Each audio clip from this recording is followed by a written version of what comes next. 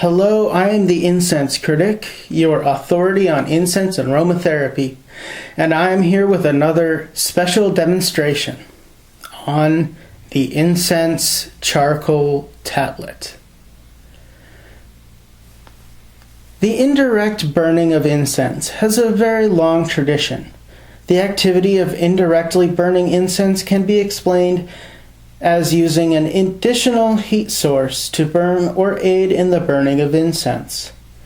A traditional heat source for indirect burning is the Incense Charcoal tablet.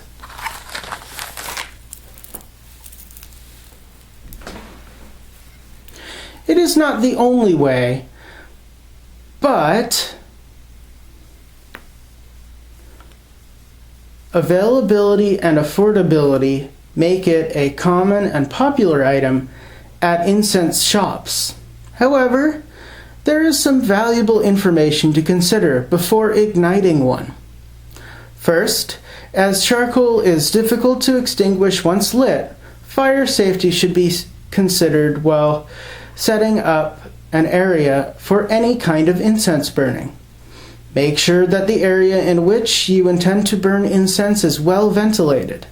Be sure to remove any flammable objects from the immediate vicinity of that chosen location and choose a fireproof vessel in which to burn the incense.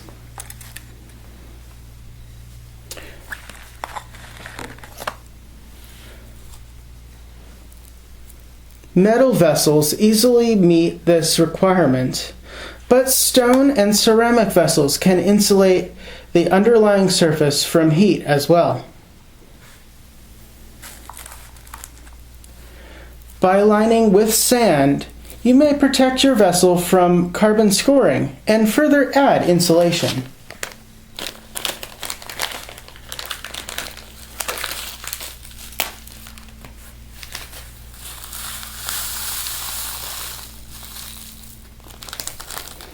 Be sure that when adding sand, to level off the sand before burning.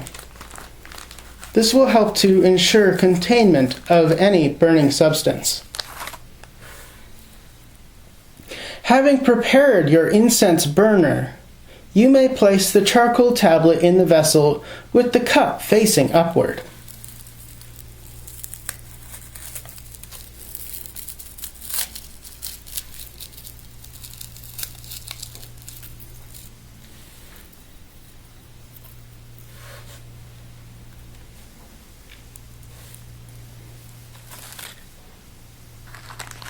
Never, ever hold the tablet while lighting.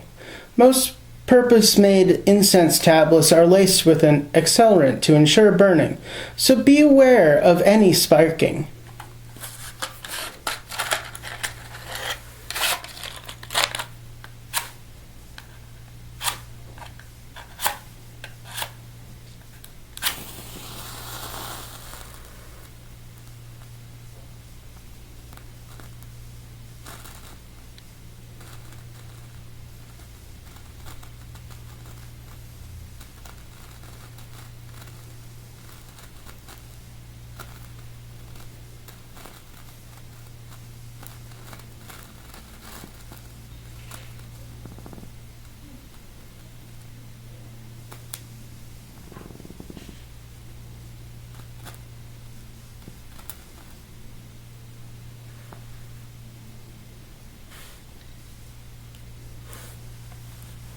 Once lit, it is time to consider applications.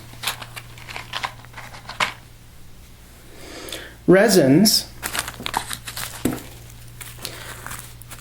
can be taken from many sources but are most commonly associated with trees. These hardened sap components, gums, and natural sugars are often sold in solid and powder form and often cannot burn on their own. Be sure that the charcoal is lit and hot before applying any resin incenses. This will help ensure that any melting resin will not completely extinguish the charcoal tablet. And be sure to be very safe when applying any incense to lit charcoal. As such, I will be demonstrating how to apply incense with a spoon.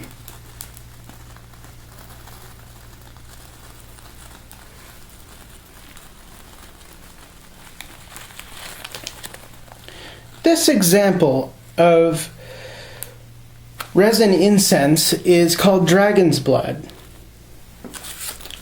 and it is obtained from a tree that grows in the Mediterranean region. It is very common in Neo-Wicca and other alternative religions, and it is said to have a quite pleasant scent, and so would be a common thing to burn on charcoal.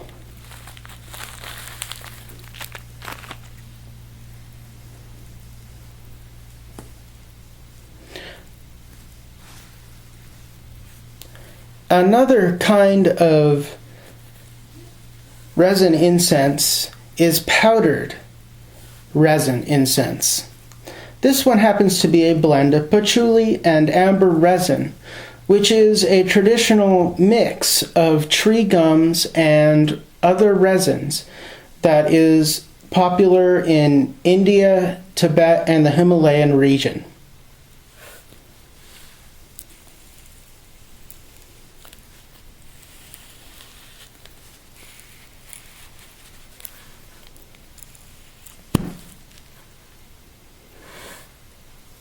As you can see, not all containers are created equal.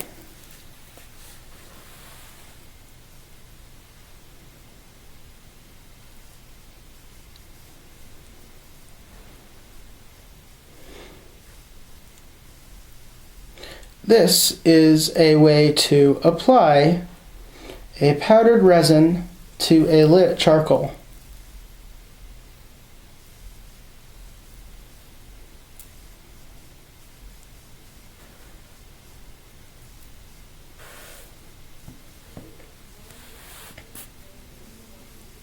Now, if you'll excuse me, I'm going to clean up before we continue.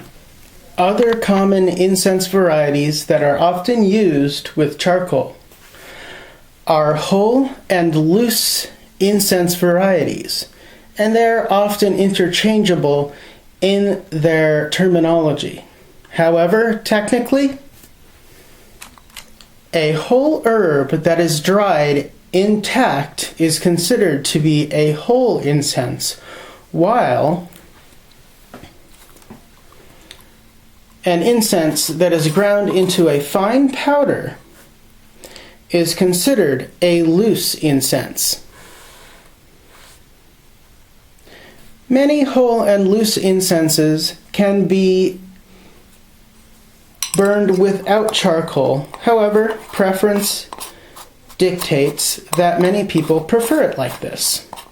An important thing to consider when burning whole incense is that you make sure that the size of the whole incense burned does not exceed the size of the container for fire safety reasons. This is a dried flower whorl of black sage, and this is leaves from woolly yerba santa.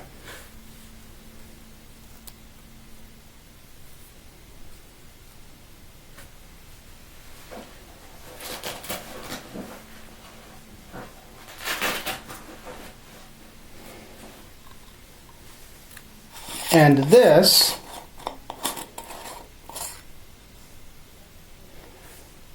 is loose incense made from California Everlasting.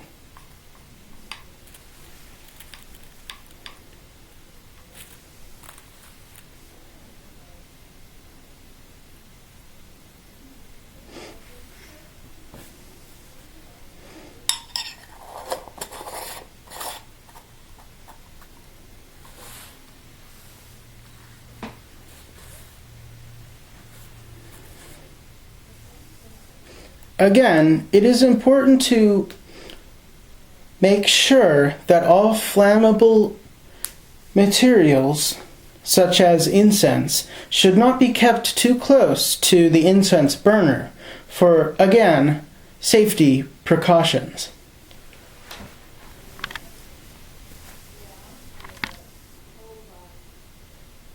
Once your incense session has drawn to a close, and I do wish that I could show you what a spent charcoal briquette looks like, you must now consider how to ensure the extinguishment of the charcoal and any burning incense.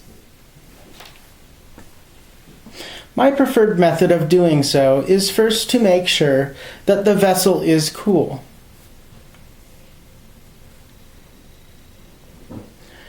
If the vessel is cool enough to handle, I prefer to do this all in one step.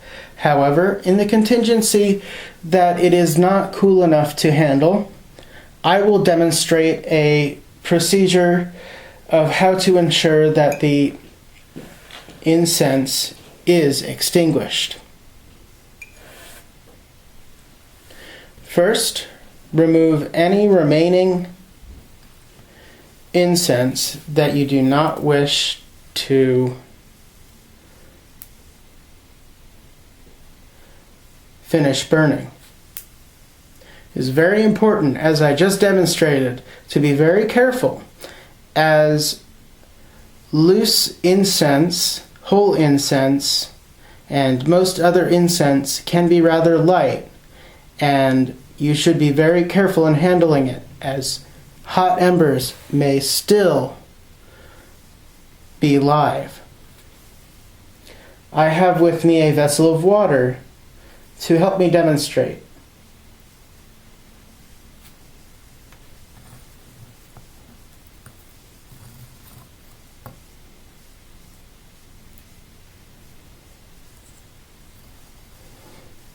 Be sure to douse any incense that has been used and you are not planning on reusing. And be very, very careful when considering reusing incense. And never, ever move it if you plan on reusing it. Because if you return it to the package with other incense and it is still burning, you have a very dangerous and wasteful situation on your hands. Now, I can easily remove the charcoal and put it in the vessel, but instead I will demonstrate how one may use water to douse any incense in the vessel in case of emergency, or just in case you are using sand and cleaning the sand, which I will demonstrate next.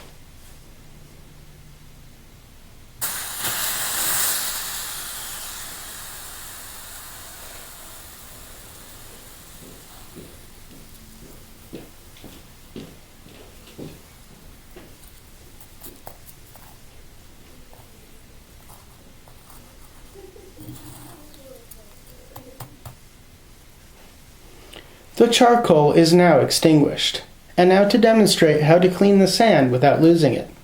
This is actually easier than you may expect, as sand will not dissolve in water, but ash will.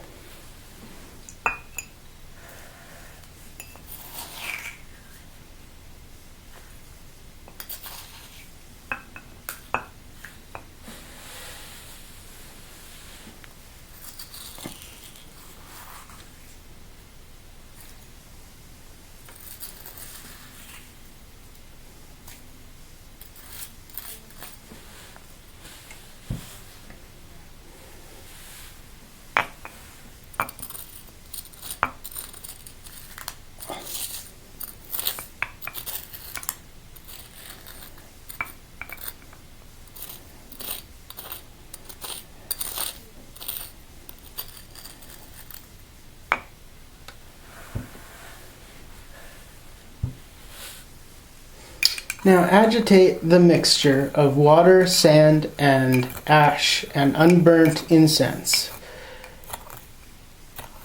And you may rinse the sand as many times as you wish to get all of the carbon out of it. And this will protect your vessel from the carbon scoring, as the sand is much easier to clean. This concludes the demonstration on charcoal burning. I am the Incense Critic, and I am your authority on incense and aromatherapy. Good night.